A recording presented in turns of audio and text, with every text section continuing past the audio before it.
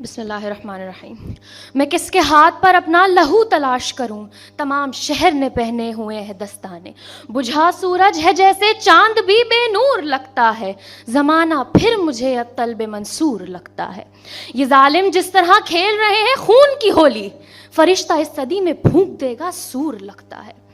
صدر ذی وقار چمکتی ہوئی دھوپ میں نہ ختم ہونے والی راشن کی قطار میں کھڑی ہوں اور محض 2 کلو آٹے کے عوض اپنا ضمیر بیچ آئی ہوں، اور علامہ اقبال کا وہ شعر مجھے بار بار اس قطار سے نکلنے پر مجبور کر رہا ہے اور کہہ رہا ہے، اے طائر لاہوتی اس رزق سے موت اچھی جس رزق سے آتی ہو پرواز میں کوتاہی۔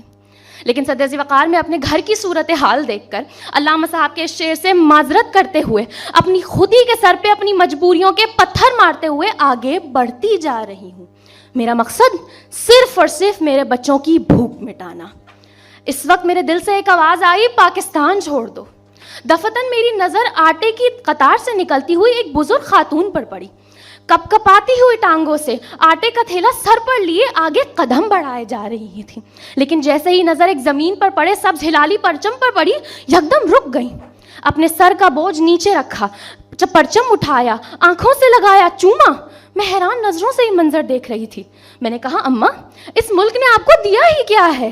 وہ مسکرائیں اور بولی، بیٹی توحید کا نعرہ ہے، امید کا پرچم ہے، میری اپنی دھرتی ہے، میرا اپنا موسم ہے، اس خاک پہ میں قربان، اس کی ہی دیوانی ہوں، میں پاکستانی ہوں، ہاں میں پاکستانی ہوں۔ بیٹی میرے 6 بیٹے تھے جو میں نے اس وطن کی راہ میں قربان کیے ہیں، یہ پرچم ان شہیدوں کی امانت ہے اور اب تم اس کے امی ہو۔ میری روح لرز اٹھی اور میرے دل سے اس وقت ایک آواز آئی، میرے گلشن میں تجھے چھوڑ کر جاؤں کہاں؟ جناب صدر، آج کل نوجوانوں میں ملک چھوڑ کر دیار غیر میں زندگی گزارنے کا رجحان بڑھتا جا رہا ہے۔ یہ نوجوان ملک کا سب سے بڑا سرمایہ ہے۔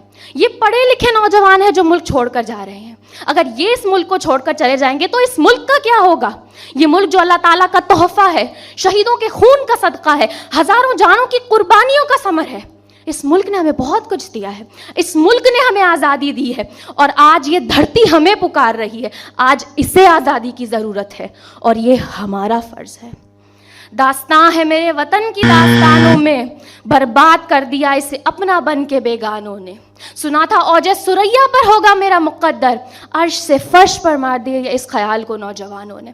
مشرقی سورج تہذیب مغرب سے ضیاء ڈھونڈیں، کیا کہوں کیسے کہوں کہ مار ڈالا ان تہذیب دانوں نے۔ سنبھالو سنبھل جاؤ کہ کچھ ہی مہلت باقی ہے، ورنہ ڈھونڈتے پھرو گے اس وطن کو آستانوں میں۔ شکریہ۔